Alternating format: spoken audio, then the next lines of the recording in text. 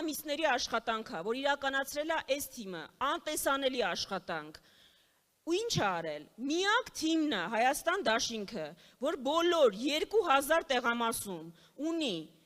վստահված անձինք, ունի հանձնաժողովի անդամներ, ստեղծել է համակարգ, առցանց կերպով բոլոր ընտրախախտումների մասին տեղեկանալու համար, վերահսկելու համար, այսինքն